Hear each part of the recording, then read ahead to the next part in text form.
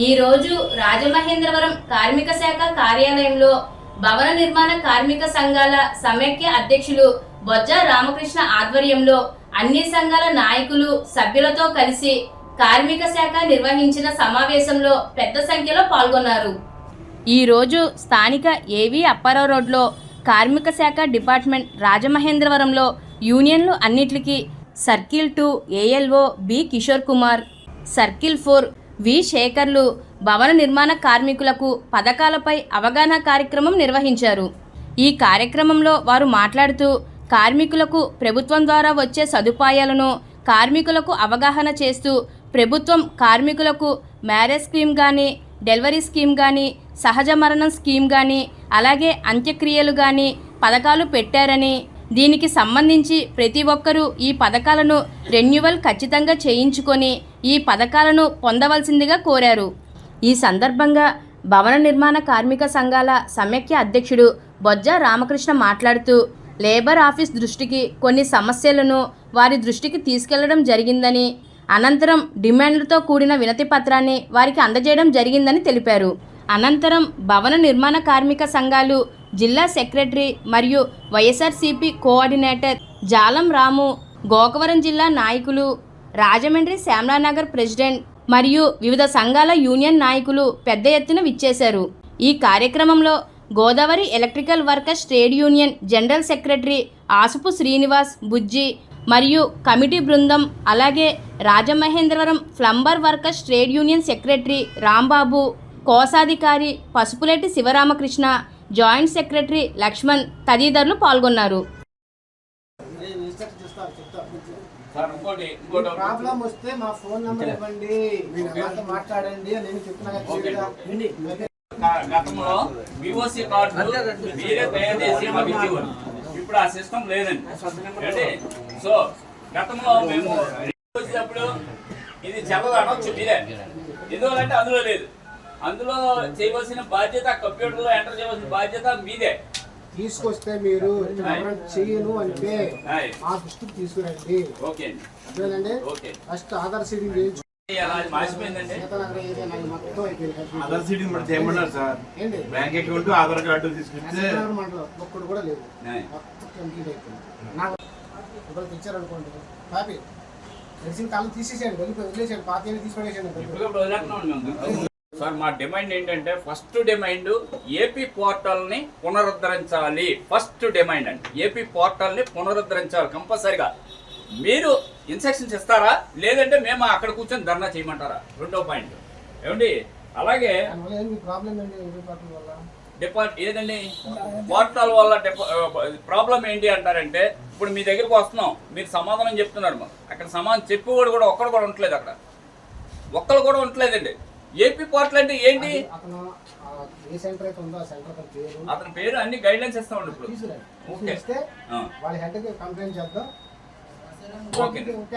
కానీ మాకు సక్రమంగా మాకు అందించాలండి. ఎందువల్లంటే ఇప్పుడు 110 రూపాయలు కట్టేది కన్నా మేము 100 రూపాయలు అడిషనల్గా భరించి మేము ఆ కార్డు ఇస్తున్నాం. అతను ఇచ్చండి సార్. అలాగే కార్మికుల ఐక్యత, కార్మికుల ఐక్యత, కార్మికుల ఐక్యత, భవన నిర్మాణ కార్మికుల ఐక్యత, భవన నిర్మాణ కార్మికుల ఐక్యత. నా పేరు బి కిషోర్ కుమార్ అండి, assistant labour officer, second circle, Rajahmundry. ఈరోజు భవన నిర్మాణ కార్మిక సంఘాల నాయకులతో మీటింగ్ పెట్టడానికి ప్రధాన కారణం, ఆంధ్రప్రదేశ్ ప్రభుత్వము కార్మిక శాఖ తరపుని భవన నిర్మాణ కార్మికులకు 4 స్కీమ్స్ అనౌన్స్ చేయడం జరిగింది. అది మ్యారేజ్ గిఫ్ట్ ఒకటి, న్యాచురల్ డెత్ ఒకటి, ఫినరల్ ఎక్స్పెన్సెస్ ఒకటి, డెలివరీ, ఈ 4 స్కీమ్స్ పెట్టారు. దాని గురించి ఇంతవరకు కార్మికులకు గత సంవత్సరంలో గత ప్రభుత్వంలో ఏం రాలేదు కాబట్టి కొత్తగా స్కీమ్స్ అనౌన్స్ చేశారు కాబట్టి చాలామంది ఆధార్ సీడింగ్ చేసుకోలేదు, అలాగే రెన్యువల్స్ కూడా చేసి ఉండలేదు. అలాగే కొత్త వాళ్ళు కూడా ఇప్పుడు ఆన్లైన్, ఇదివరకైతే మా ఆఫీస్కి వచ్చి అప్లికేషన్ చలానా తీసుకొని చేసేవాళ్ళు. ఇప్పుడు ఆ వెసులుబాటు లేకుండా డైరెక్ట్గా వీళ్ళు ఇండివిజువల్గా వాళ్ళ లాగిన్లో ఓపెన్ చేసుకొని డైరెక్ట్గా అమౌంట్ కూడా ఆన్లైన్ పే చేసుకుంటూ సౌలభ్యం కల్పించారు గవర్నమెంట్. కనుక ఈ కార్మిక నాయకులందరూ చెప్పేది ఏంటంటే, కంపల్సరీ రెన్యువల్స్ చేసుకోండి, ఆధార్ సీడింగ్ చేయండి. రెన్యువల్స్ ఎవరు చేస్తే వాళ్ళకి మాత్రమే స్కీమ్స్ వర్తిస్తాయని తెలియజేస్తున్నాను. కార్మికుల ఐక్యత, భవన నిర్మాణ కార్మికుల ఐక్యత, భవన నిర్మాణ కార్మికుల ఐక్యత, భవన నిర్మాణ కార్మికుల ఐక్యత.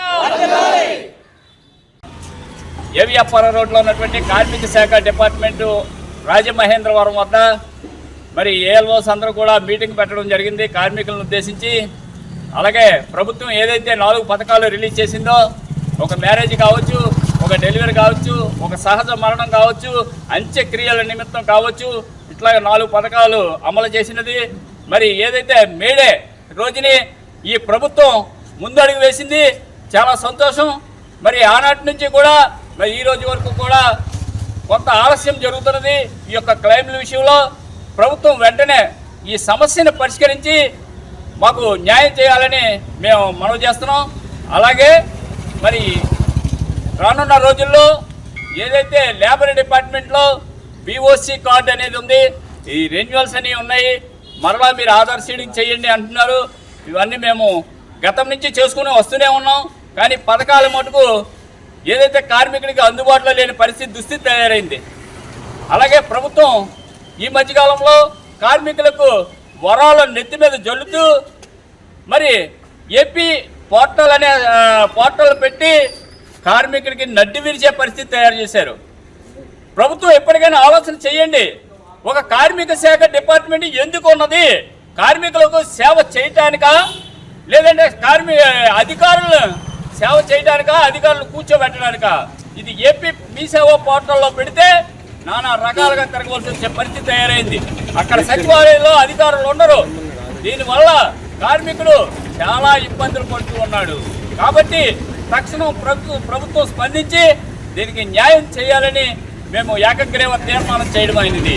అలాగే ఈ మధ్యకాలంలో మరి ఎన్నో ఏళ్లుగా నేషనల్ అకాడమిక్ కోర్స్ NAC దీని మీద కార్మికులకు ట్రైనింగ్ విధానం అనేది పెట్టారు. ఈ ట్రైనింగ్ విధానంలో భాగంగా మరి కార్మికులకు యూనిఫామ్ ఇచ్చేవారు, హెల్మెట్ ఇచ్చేవారు, టూల్ కిట్లు ఇచ్చేవారు, అలాగే మరి 4500 స్టైఫండ్ ఇచ్చేవారు. కానీ ఇవన్నీ మానేసి కేవలం 4500 స్టైఫండ్ ఇచ్చి ఈ యొక్క భోజన వసతి కల్పిస్తున్నారు, అంతవరకే. మరి మిగతావన్నీ కూడా ఎందుకు ఇవ్వట్లేదు ప్రభుత్వం అని అడుగుతున్నా. అలాగే కార్మికులందరికీ కూడా టూల్ కిట్లు, ప్రతి ఒక్క కార్మికుడికి కూడా, ప్రతి ఒక్క పనివాడికి కూడా, వృత్తి చేసే ప్రతి ఒక్క కార్మికుడికి కూడా టూల్ కిట్లు అందించాలని ప్రభుత్వాన్ని డిమాండ్ చేస్తున్నాం. అలాగే మరి రానున్న రోజుల్లో ఈ పథకాలన్నీ కూడా కార్మికుడికి చేరువగా ఉండాలని ప్రభుత్వాన్ని డిమాండ్ చేస్తూ జై కార్మిక సోదరా, జై కార్మిక సోదరా, కార్మికుల ఐక్యత, కార్మికుల ఐక్యత.